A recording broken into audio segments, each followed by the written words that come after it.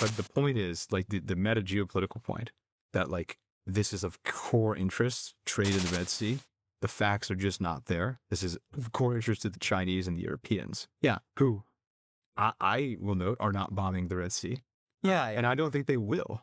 And additionally, the Red Sea itself is getting diversified from. So, I mean, again, this is mega projects in the Muslim world and in Southeast Asia. So, like, it's open to question, but, like, the Iraqis are trying to build a Suez rival.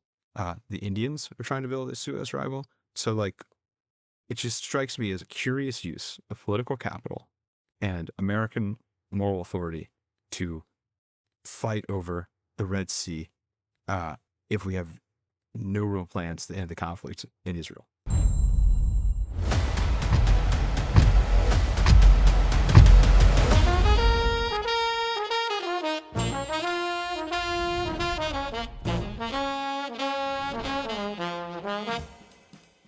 Howdy, everyone, and welcome back to Moment of Truth, the podcast of American Moment. My name is Nick Solheim. I am the CEO of American Moment, and it is great to be back with you for another episode. Today, we had on Curt Mills, the executive director of the American Conservative, to talk about all things Iran, Houthis, Russia, Ukraine. It's a very wide-ranging foreign policy episode, but I would be remiss if I didn't direct you to our website at americanmoment.org so you can see all the exciting things we have going on. We have a couple applications open currently for different academic programs that we have here in DC, get you plugged in, help you get your first job, maybe a promotion into a new role. So you should go and check that out. We're going to be starting soon our summer class of AM Fridays, which is our intern training program on the Hill. If you want to find out more information about that, you can do it at americanmoment.org/AM Fridays. We cater free Chick-fil-A every week. It rocks.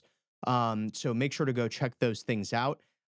Curt is a longtime friend of American Moment, a longtime friend of the Moment of Truth podcast. I believe this is the third time we've had him on. And we had him on today fresh off an appearance. Well, I guess it was like 2 months ago, but time is a flat circle. It doesn't matter. He appeared on Tucker Carlson's podcast to talk about the first big personnel fight that we've had in this administration. So we had a great conversation about that. He's the executive director of the American Conservative, which is, in my view, one of the best conservative publications here in the United States. It was famously founded by Pat Buchanan in opposition to the war in Iraq. So we're big fans of the American Conservative. You should go and check their stuff out. But always happy to have Curt on. Hope to do it again soon to talk about many of the pressing foreign policy things we have going on. We will go now to Curt Mills.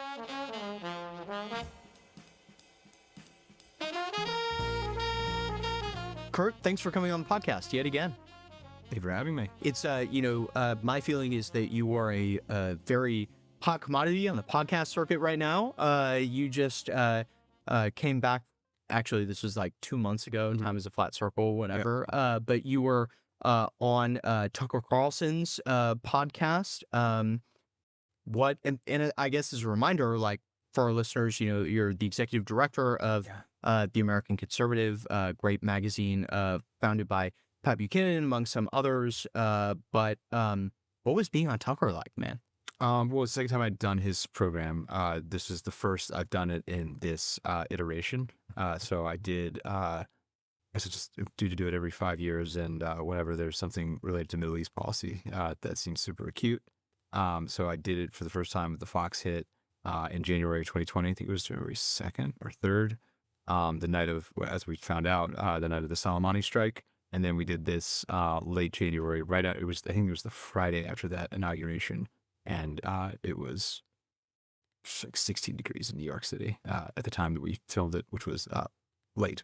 And so wasn't it like midnight? I don't know if there's propriety. I don't think I cited them. But it was held at the wishing hour to put it bluntly. It was great. And then I actually hadn't seen him even though we corresponded pretty regularly. Since COVID, I mean, because as everybody knows, who follows him closely, he lives in rural Maine, and Island, Florida. So it's not like, if you were in Portland, Maine, you wouldn't be where he is, and if you were in Fort Myers, you wouldn't be where he is. So or Miami or whatever. So I just haven't seen him, and he seemed literally the same, and so that was encouraging on a spiritual human level, and we had a lot of fun, and we kind of gabbed about what I think will be remembered as the first major personnel fight of the second Trump administration, and I think the resolution of that so far, in my view, has been positive. I mean, just for any listener unfamiliar with my work, we have a perspective. I've pretty much advertised my perspective as a journalist since at least 2017.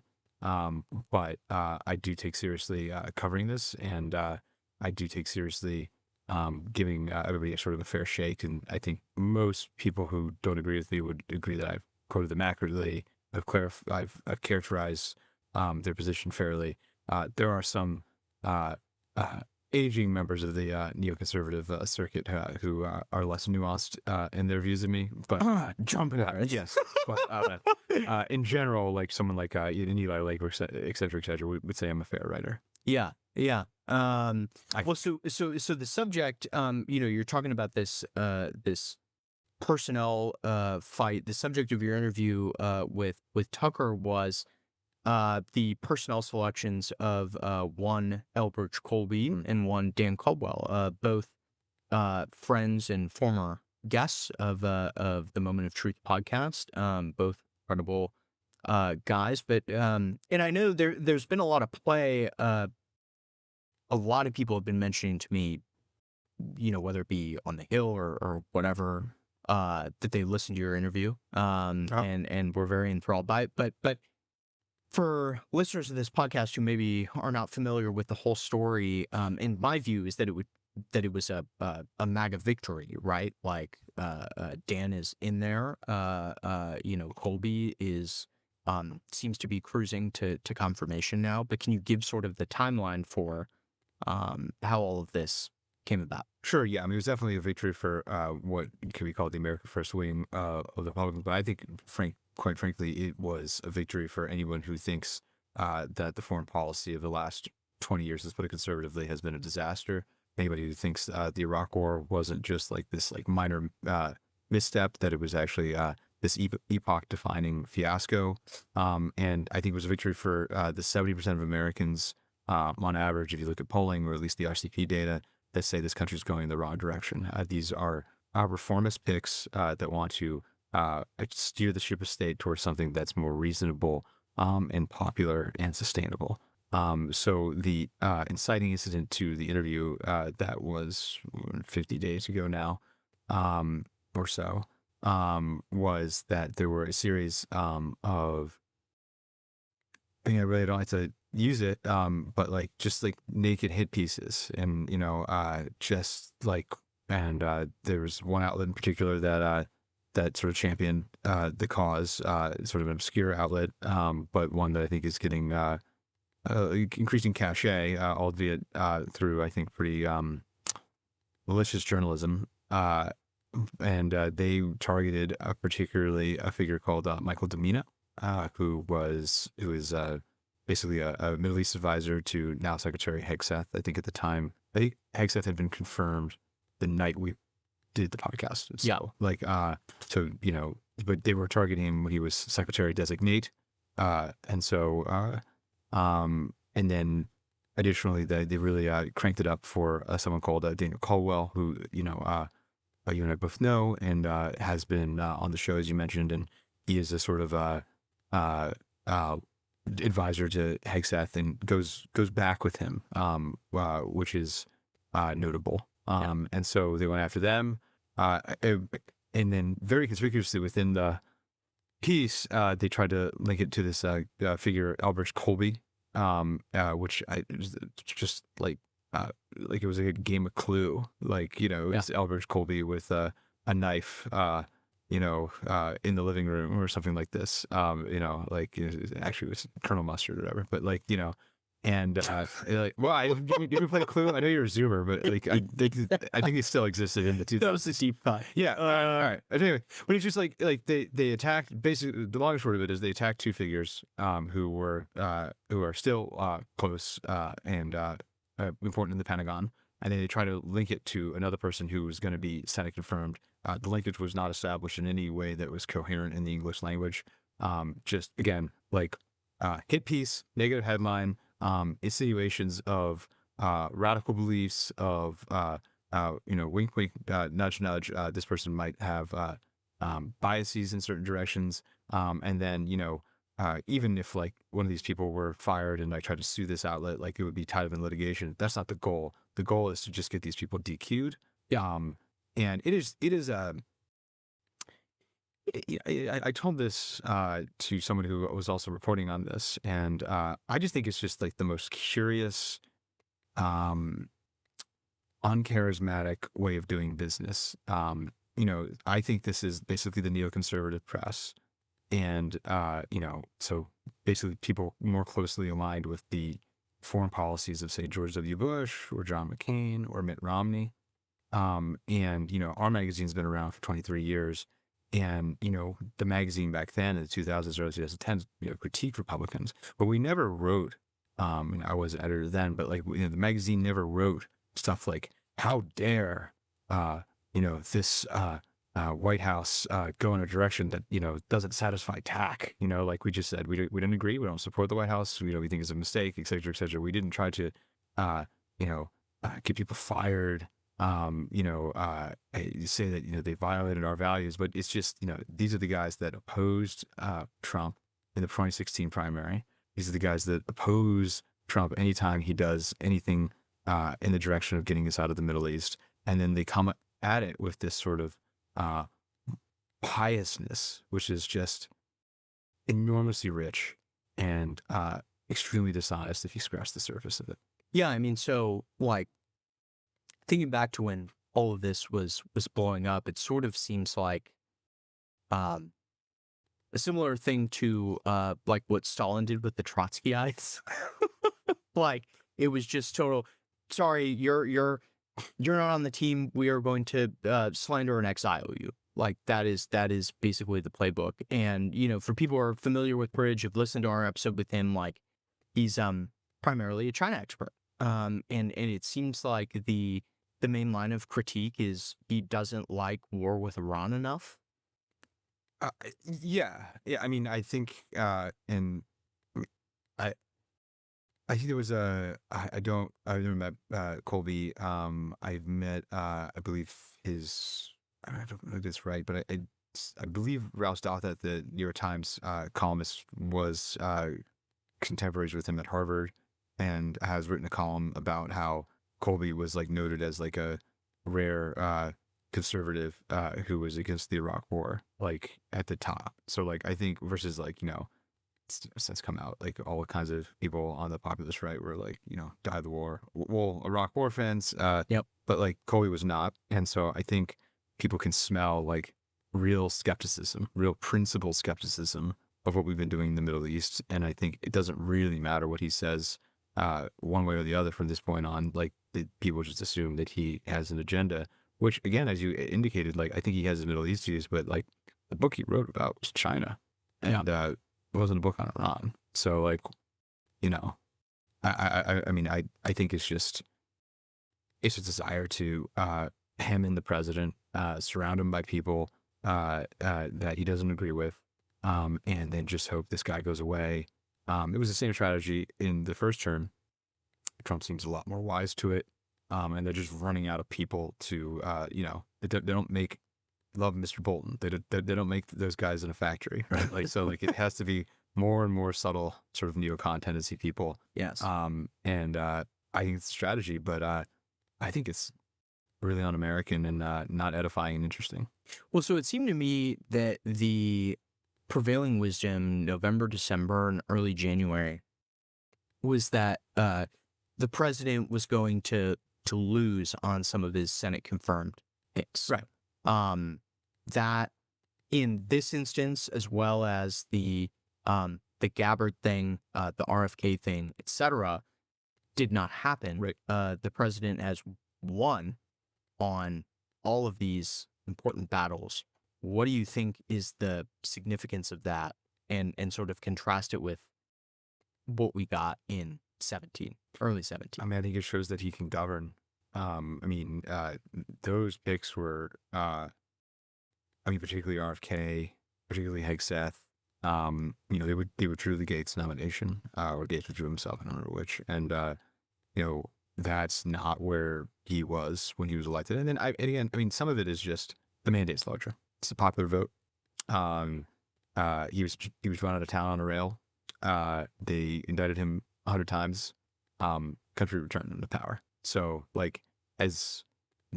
think 16 was really interesting. In a lot of ways, ideologically, the 16 primary remains the most interesting period of Trump just torching conservative ink, torching the neocons. It was super exciting, in my opinion. But I think that Trump winning in 24 seems bigger, and because everybody knew he could win, everybody knew what he was offering, people knew what he wanted to do, and people still ratified it, even though the entire commanding heights of the United States was arrayed against him. Yeah, it's very, very interesting. So, we're sitting here recording this podcast the day after the president's call with Vladimir Putin, and the day of his call with Zelenskyy. Let's take the Putin thing first. What's your read? Well, I think the sort of internal fan fiction on this is that Trump is subjecting Putin to just gossip and stuff, and that's why the call went so long. I think it went about 2 hours. Yeah. The other cut would be the Putin talk most of the time, because remember the interview with Carlson, which yes, Carlson tried to 9 minutes and 30 seconds to do it, which is try to interrupt him, and then Putin was just we're still in the 11th century, and it proceeded for 75 minutes. I watched this on a flight to the West Coast, actually, the night it came out. Yeah, and it was wow. Yeah. For anyone who actually had studied the Russian thing, that's how he talks. He publishes enormous essays that are 9,000 words long. This is what he's like. So people were stunned by it. He really is very concerned about the Vikings, and and does not want them to come back. And so this was not surprising, but it seemed like it threw everybody for a loop in an American audience. This might be one of the funniest questions I've ever asked on this podcast. Do you think Vladimir Putin is an autist? I think it's an overused term. I think there's just from the amount of is it a mind share that? Well, I think an easier way to put it is this Vladimir Putin's thinking about the Romans? Oh, I see. The meme. Sort of. Yeah, I think so. Yeah. Especially, Russia is. The famous thing on Russia is that, right, it's European but not Western, if such a thing as the West exists. But Russia is really quite foreign. I think that, from the amount of mind share that the Russians have in the American imagination, there's very little examination of just watch a Russian press conference, watch how they talk. It's this extremely bureaucratic, in my opinion, officious diplo speak. I remember when they interviewed Putin, September of 22. So this is after Mr. Prigozhin's flight didn't work. The Wagner who probably attempted a coup d'etat and then crashed. Allegedly. Yeah. It seemed, but I guess this point, but they asked Putin about it, and he was like, "Oh yes, is most unusual. Apparently, in preliminary findings, early find. I really shouldn't share this, like, as if some like authority is going to stop him. But like, but it appears, again, very circumstantial, that everybody on the plane was doing cocaine, and they were tossing around a hand grenade, and it exploded. But he says that in like this, like, very, and then like, so like, I mean, there's like obviously like, that's very funny in how to deliver that news. And then like number two, like there's like two theories, like, so like that's just probably the more common theory is that that's nonsense. Like they shut down the plane. The other theory, I think, though, and probably understanding Russia, and I got into this a little bit yesterday with Jacob Halpern, the editor of the National Interest, who's my former boss and friend, and I think Russia is probably underratedly way more anarchic than China. Like Putin is a talented operative or gangster, if you prefer, who rules over all these competing cliques, and he's very talented in maintaining himself on the top of that. But I don't think he has totalitarian control of Russia. So like, there's also the theory that like, and we don't know. I can't emphasize enough how little we know. Like, I think the big thing, we haven't been talking to the Russians. Like, I mean, like there've been very limited communication since the war. I'm sure we have reconnaissance intelligence on them, but I just think like the amount of information is pretty limited.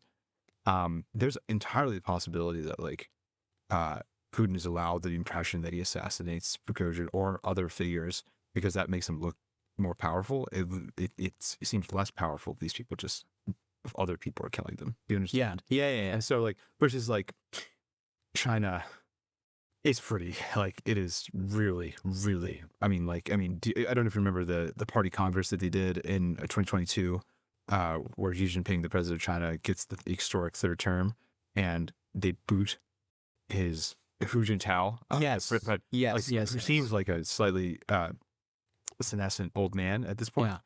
And he's like escorted out. Like, why didn't he be escorted on TV? I mean, people talk about like Trump versus Zelenskyy and Vance, et cetera, et cetera. That seemed unplanned. That's like real Godfather Part 2 stuff. Yeah. Like, yeah. I'm like, I've never seen anything quite like it. At least, with modern media. Yeah.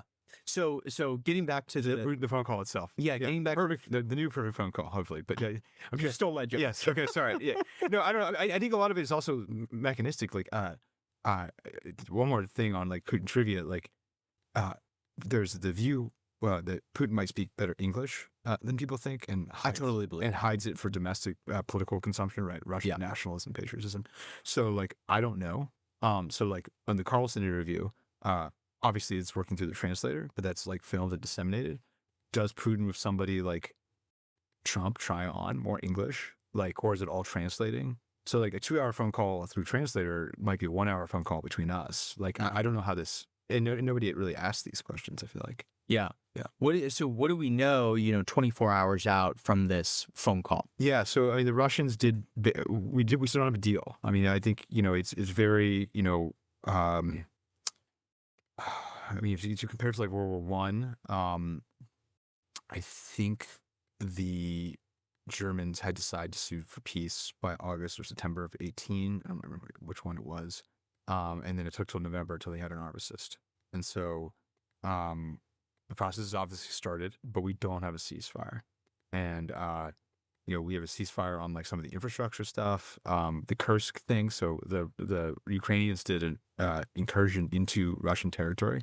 So like the Ukrainians are like pretty arguably losing the war, but like are still able to project into Russia. So like, I mean, it's an extraordinary situation. It's like if we were at war with Mexico, and like Mexico was like slowly losing the war, but Mexico had the capacity to like take Florida for like a few weeks, and also had the ability to send drones that occasionally hit apartment buildings in Washington, D.C. So like, I mean, that is like the actual comparison. But the Russians have retaken their Florida in this analogy.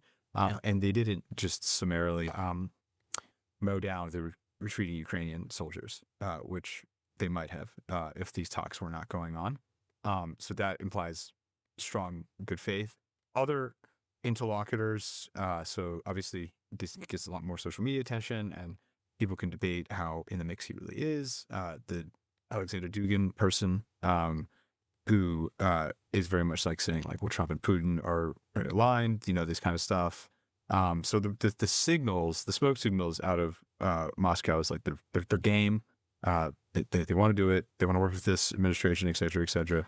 There is the view, though, that if the Russians are up, and this is what someone like John Mearsheimer, who I've paid increased attention to, I would say, in the last 6 months, because he's probably the smartest voice, in my opinion, who has the contrarian view, which is Trump's not going to be able to get to a deal, and I don't agree with that, but like it's worth reading people you disagree with. And his view is that just why would the Russians sign a deal? They can slowly take the territory, et cetera, et cetera. Now, my rejoinder to that is like, it's just like Afghanistan. If you don't do a deal, you have to escalate. And that's why they'll make a deal. But so that's the summary. And also, like, the president is maybe one of the best deal makers in the entire world. Yeah, it's his art form, as he famously said. Yes. The deal's my art form. Yeah. And then what do we know? I mean, it's basically nothing, but like, what would be your guess of what was discussed in the phone call with Zelenskyy today? Oh, I mean, I'm 100% sure that this is the first contact that Trump's had since the direct contemporary or counterpart to counterpart, I should say. But I think Zelenskyy has clearly gotten coaching openly from Emmanuel Macron, who has had a 10-year relationship with Trump. I think played pretty well for French interests, and also Keir Starmer, who I think has the UK Prime Minister, who I think is actually, he is the head of the only center left, or I think veering into left wing government of a major power in Europe, and he is alone in that, and it's also running a Brexit left wing government, which is sort of a weird thing because we view Brexit as a right wing thing mostly. And he has gotten on pretty well with Trump too, so I think it's interesting that he's also coaching Zelenskyy. And so I'd assume that he came in a little bit hat in hand, and also for Zelenskyy, I'm sure it was slightly convenient that the vice president presumably wasn't on the phone call, because I think he has a better relationship with Trump than Vance, but not by much.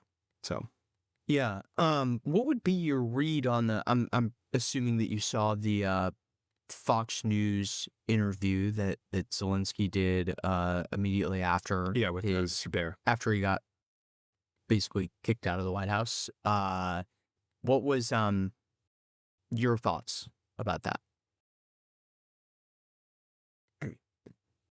He's getting poor advice. I think he's poorly briefed. If anyone's sort of center left or left wing watching the show and sympathizes with the Ukrainians and sympathizes with the Ukrainian position and doesn't agree with what the administration is trying to do, he doesn't agree with our sympathies with what the administration is trying to do. Objectively speaking, as Trump put it, you don't have the cards. He is a poor steward of his position, even if you don't agree with that position. Yeah. And so, the whole thing was crazy. Earlier that day, he is basically in the middle. They have a deal. They have the mineral deal that Friday or whatever, 3 weeks ago. And then 45 minutes into the whole thing, which is why it wasn't an ambush. Nobody's watching the full thing. It wasn't if it was an ambush, they would have done it at the top, right? It's the conversation descended. Yeah. For him to just recite bog standard, sort of center left Ukrainian nationalist arguments to the Hudson Institute talking points to Trump, but also specifically to Vance, who's far more marinated in the milieu of this stuff in a certain way, and a lot younger, and Trump is nearly 80 and Zelensky's in his 40s versus Vance. It's sort of you can't really roll someone your own age. You shouldn't try to roll someone older. You shouldn't try to roll people, but there's a sense in which Zelenskyy could have been very, father son with him, or deferential. He didn't do any of that. He just said what he's always said. He didn't tailor his messages at all to a center right Washington.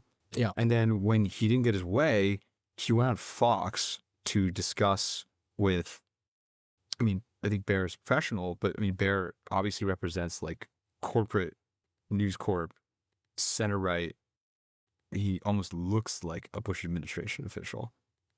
Like, articulated to him, you know, not aware at all, it seems like, of like Trump's love-hate relationship with Fox, Trump's love-hate relationship with Murdoch. Like, if you were going to do, I mean, additionally, like, he clearly made like an emotional decision. It's like, like something, if you have a meeting that goes really poorly, like, the dumbest thing you could do is like request a quick follow-up meeting to like try to, you're not, your adrenaline is all messed up. But if you were to do that, I would have done like Hannity, like, or, Ingram or Carlson, like, who's not on Fox anymore. Like, at least that's like Lion's Den, like trying to like I screwed up the meeting, advance, like, like that would have been like an actual tourniquet if you did it well. Whole thing was bizarre. Yeah, so that actually probably wasn't my cut on it. I actually think that Bear seemed more surprised than I would have thought he would be. Like, right. So I didn't mean to. I just think there's been long a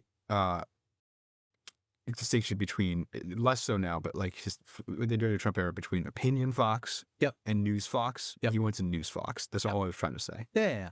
But I think Bear seemed very surprised. Like, he sort of asked this question, like, "Well, do you plan on apologizing?" And Zelenskyy was just like, "No." And there was kind of like a mode of silence, for that. It was a very bizarre interview. Look, I mean, look, if Zelenskyy thinks that Washington is a dishonest broker, that he doesn't want to work with them, he doesn't like Mr. Trump, cool. Stop asking for financing of billions and billions and billions of dollars and American reputation. Like he is welcome to pursue the war until, as long as he can hold power in Kiev. And he is welcome to pursue an option with the Europeans, but he can't do it himself, which is why he's here. And the Europeans don't look like they're going to do it or can't do it. Germany might be an exception, but like it would take years, not months, to rearm. So he needs to work with Washington, and it's like he didn't try. Like, it's not clear that he tailored his pitch in any real way differently than he pitched it to Biden. And then also, like, it came out in reporting, I know, whatever, remember Biden was president, but like, that Biden also thought he was kind of rude. Yeah. Like, and like Biden, like, sympathized with his position, like Biden famously pretty much flirted with regime change in Moscow before walking it back. Like, even he thought, like, man, this guy's kind of being a jerk to me. So what do you, and you and I have, we've been friends for a long time. We talk a lot. We have not actually talked about what you think about the mineral deal. Oh. So let's reverse, like, let's go back 3 weeks. Pretend tomorrow the mineral deal is about to be signed. Mineral. Well, I think they're trying to get some kind of updated version on it. Explain what the mineral deal as constituted then was and what your thoughts are on it. Yeah, so the pitch is basically that Ukraine has all these rare earth minerals.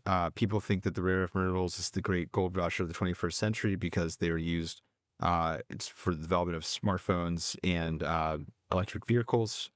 So, there's different types of minerals and different types of minerals do different things. But, like, when you read about Chinese interests or, the Chileans suddenly nationalizing their copper mines, like, this is what's going on. So there's allegedly a bunch of minerals in Ukraine. And also in the western part of Russia that is on the border zone of these two fighting sides. And, the lastest pitch is like, the U.S. cannot leave because, we should develop all these minerals and, in a mercantilist fashion, extract the wealth in partnership, presumably with the Ukrainian government, all of this wealth. I don't like it. I will say I think it is pretty clearly tailored to appeal towards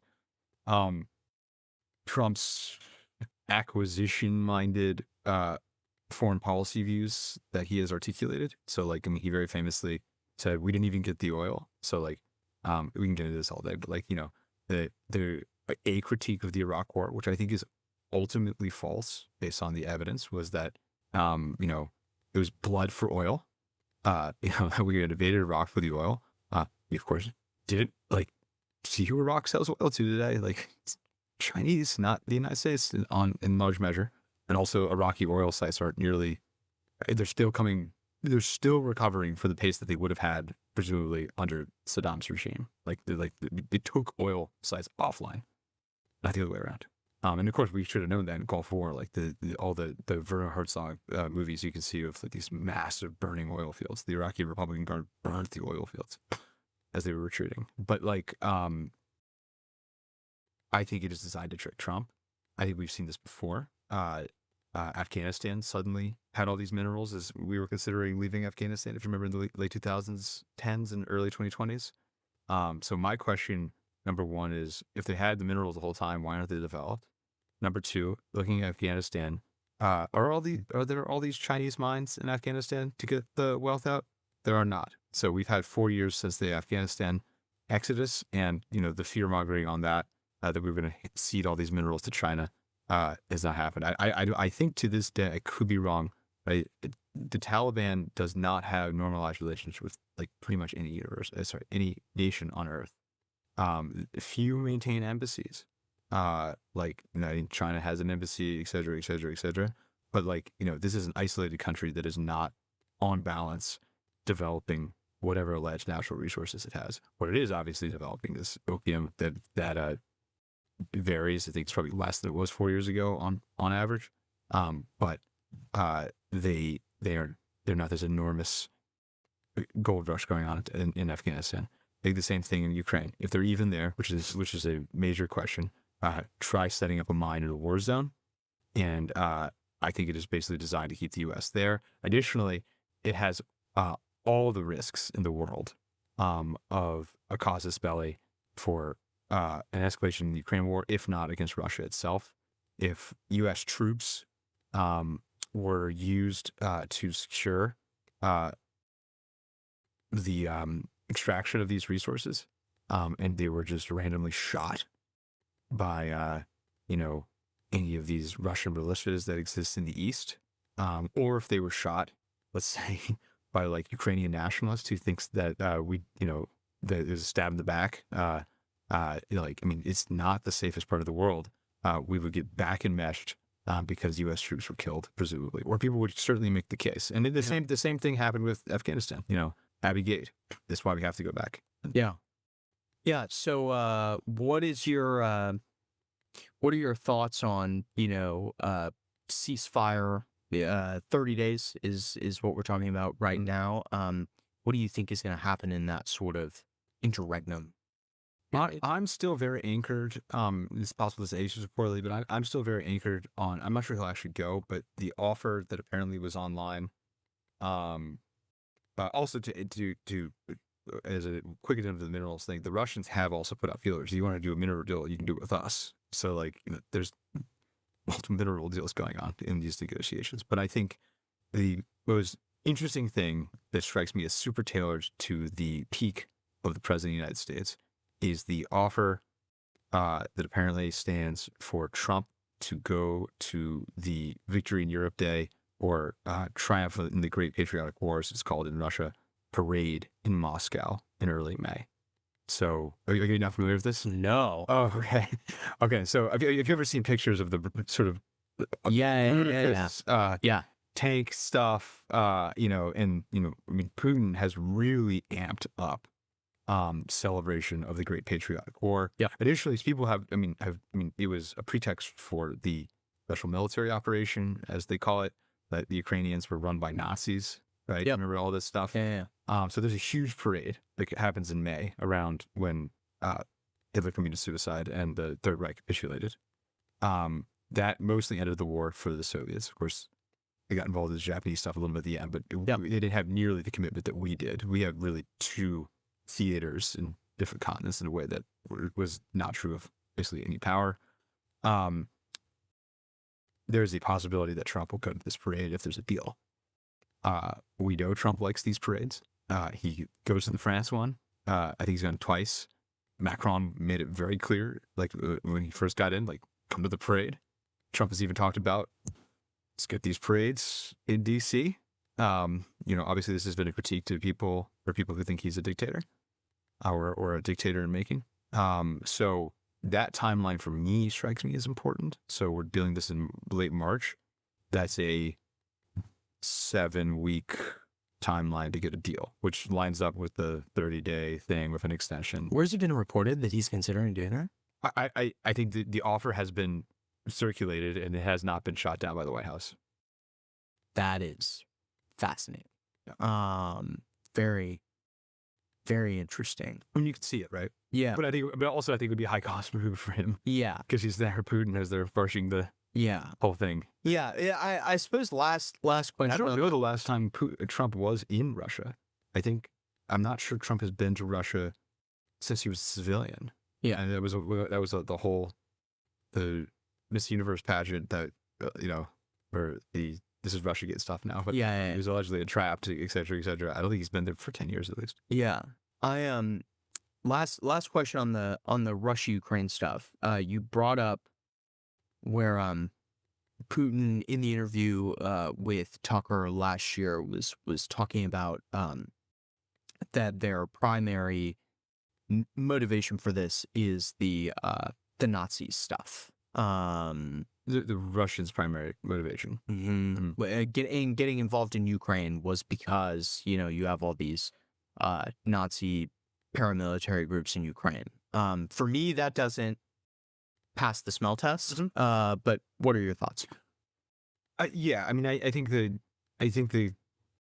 more or less the standard realist view on the war is correct. I think a combination of the sort of religious spiritual arguments for Putin. So like basically Kiev is sort of the founding city of Eastern Christianity in the Russian conception. It's a third great city along with Moscow and St. Petersburg. So that was always attractive. I think he had been cooped up for 2 years. He took COVID extremely seriously. He was surrounded by no one. I remember those photos when you were with world leaders, yeah, gigantic table. As a COVID pretty arch skeptic, I would say Putin's behavior during it was probably the one confounding variable for my own calculus, which is he's very close to Xi Jinping. So what does he know? So there's something about this virus that yeah. So but other than that, obviously public record pretty clearly anti-lockdown from the start. But I think, you got that. I think, they wanted Ukraine as a neutral state. They were worried about NATO expansion. You had all of that. And then I think, as you're justifying a war, as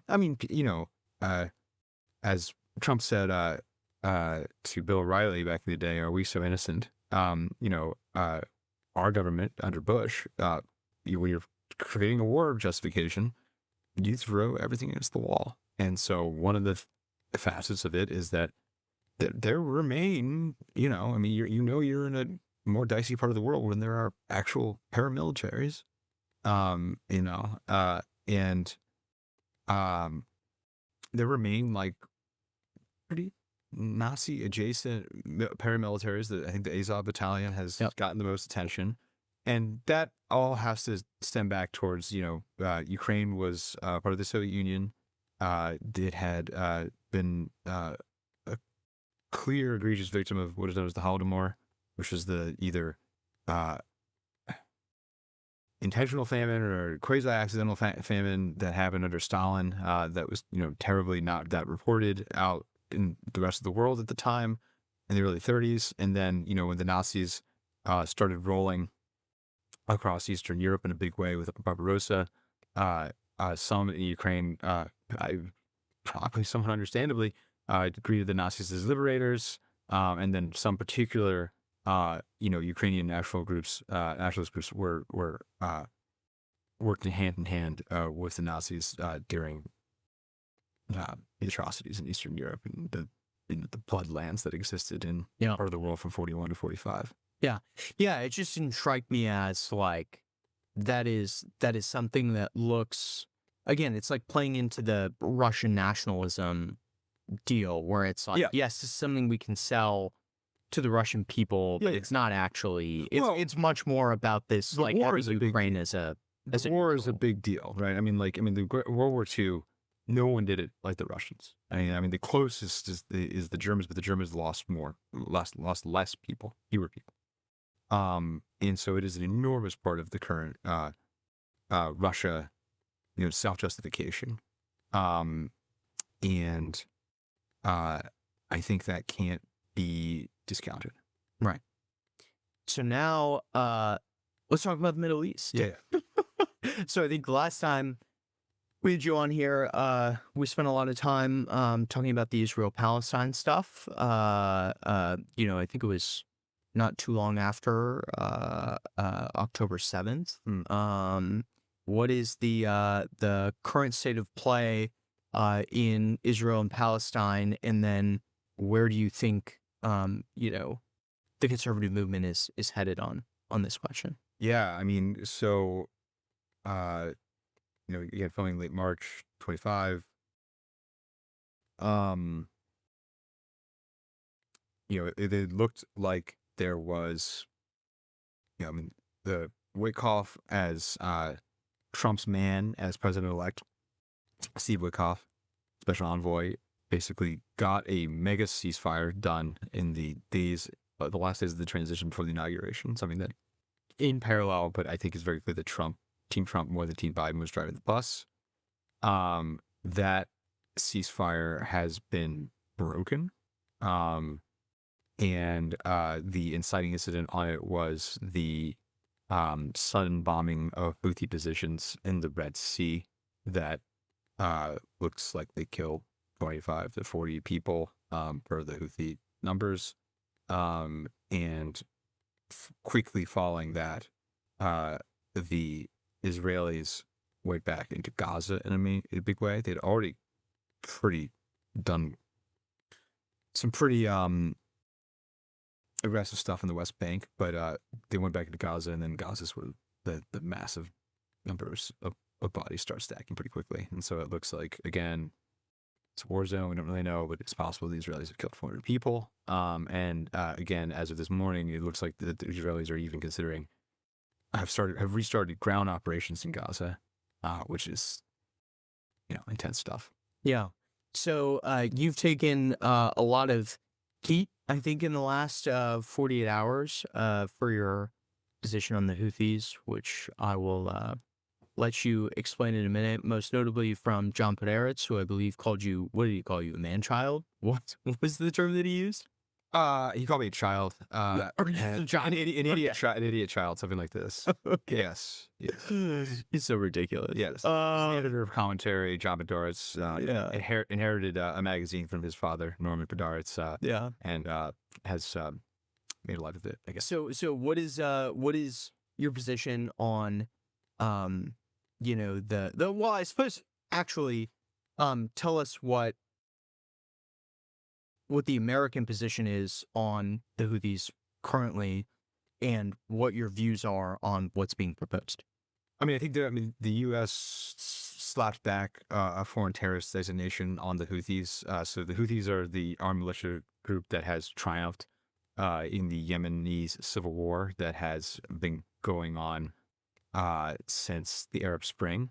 It is way less hot than it used to be. Basically, Saudi and UAE have given up just bombing them or trying to dislodge the Houthis in a big way, which was going on, 5-10 years ago. It is a Arab Islamist group, and it has ties to Iran. But I think the level of command and control by the Iranians is overstated, because they're Arabs and Persians, and if you haven't noticed, Iran isn't exactly the master of the universe that they're often purported to be. They've taken major L's the last 18 months, as the kids say, and so there are people who really think it's important to care who runs the government in Sana'a.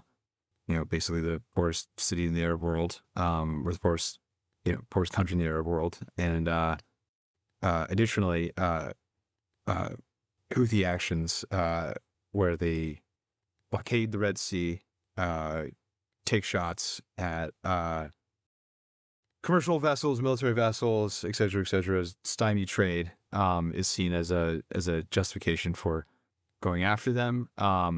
the Houthis say that they only are taking this action in solidarity with the Palestinian cause, which tracks. It's not an uncommon part of that world. It's so in a weird way, it's strange that we've had such a recrudescence of the Israel-Palestinian issue. It's probably maybe even a larger touchdown 15, 20 years ago. But I remember there was a scandal where I think he either said it publicly or it got leaked. Then the CENTCOM commander or the commander of operations in Afghanistan, then David Petraeus said in the early 2010s, it's like, when you go around Afghanistan, like, people really care about this Palestinian issue. It's really motivating, like, our opponents to this part of the world. And so, like, it is not uncommon for there to be Islamic solidarity for as long as the Israeli-Palestinian issue is unsolved.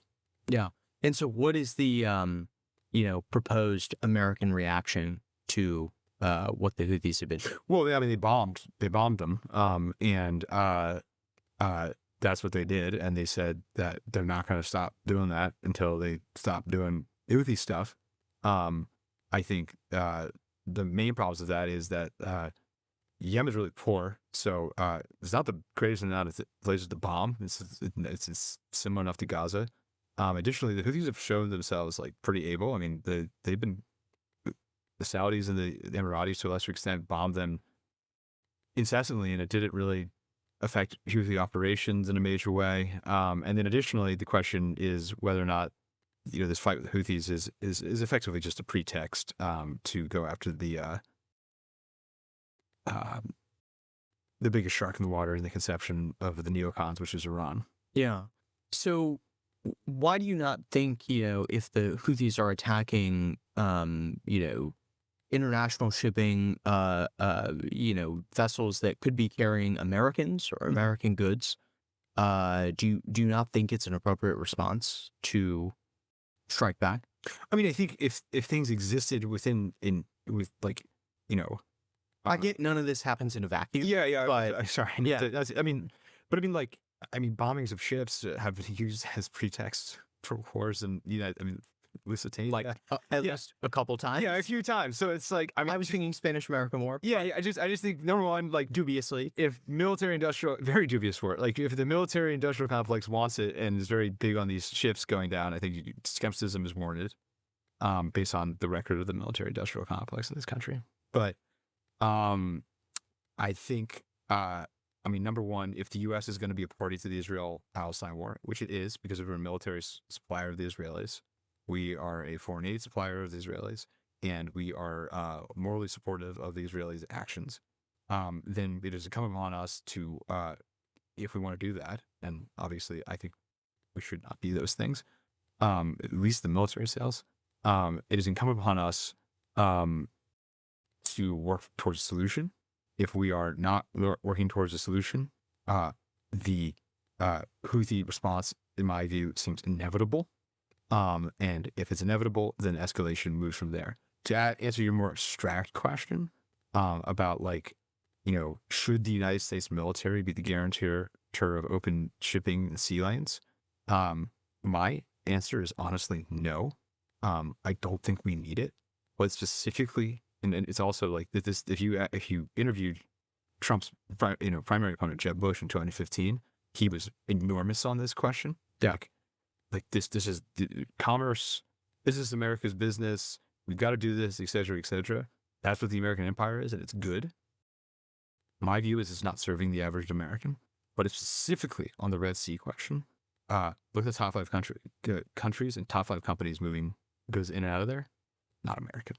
This is essentially a waypoint for the Chinese to move goods into Europe, et cetera, et cetera. Additionally, so none of these ships have been like American vessels. The American ships are in danger. If there's an active war going on there, like that is absolutely happening. But the point is, like the meta geopolitical point that like this is of core interest, trade in the Red Sea. The facts are just not there. This is of core interest to the Chinese and the Europeans. Yeah. Who I will note are not bombing the Red Sea. Yeah. And I don't think they will.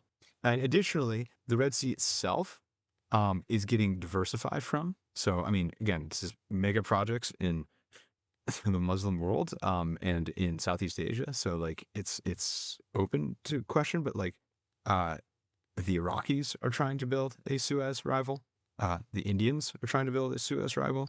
So, like, it just strikes me as a curious use of political capital and American moral authority to fight over the Red Sea, if we have no real plans to end the conflict in Israel. Yeah.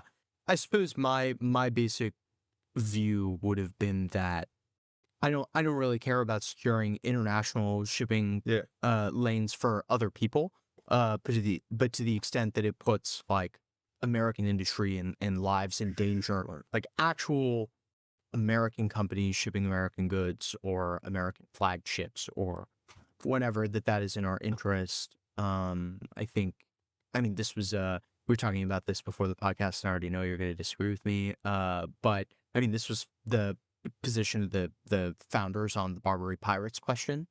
It was, well, you didn't say I mean, it was the position.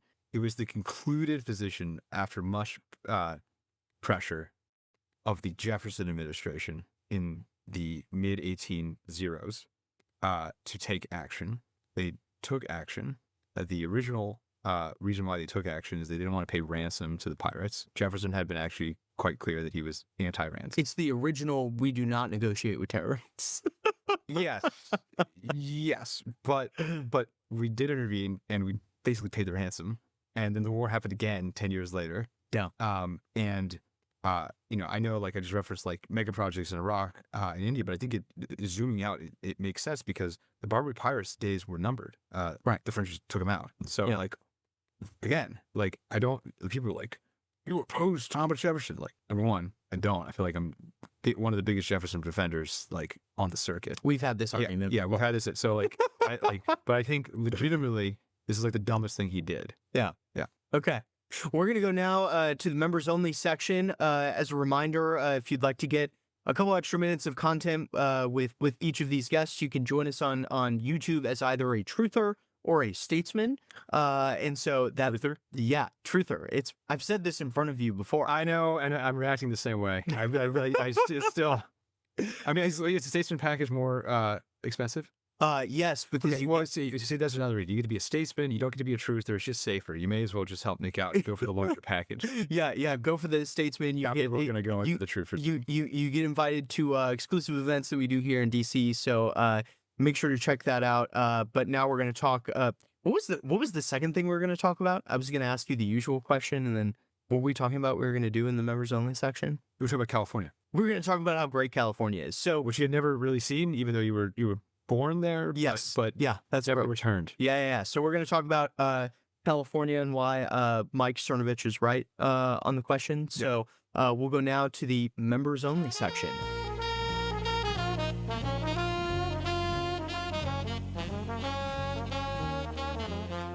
Well, Curt, thank you very much for coming back on the Moment of Truth podcast. As always, where can people find you, keep up with the work that you're doing at the American Conservative? Yeah, you just, I mean, world is quasi ruled by it now, but I'm on X at CurtMills, Curt Mills. The website is theamericanconservative.com. We have a print edition as well if you're inclined to subscribe. And other than that, it should be pretty easy to find. Great. Thank you very much. Thank you.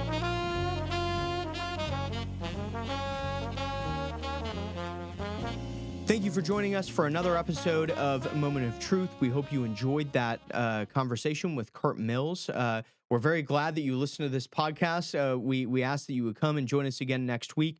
Make sure to rate and review the podcast. Hit the subscribe button, regardless of whether you're watching it on YouTube or you listen on Apple Podcasts or Spotify or whatever. Every rating, positive comment is cool things that I can send to potential guests so we can get more exciting people on. We've got a couple very interesting guests coming on in the next couple of weeks. I'm excited to show a bunch of that stuff to you guys. But thank you again for tuning in to Moment of Truth, and we will see you next week. Moment of Truth is an American Moment podcast taped at the Conservative Partnership Campus Studios and is produced by Jake Mercier and Hunter Smith, with original graphics and title cards by Jared Cummings. Our intro song is A Minor Struggle by Ryan Serenich, and our website is AmericanMoment.org.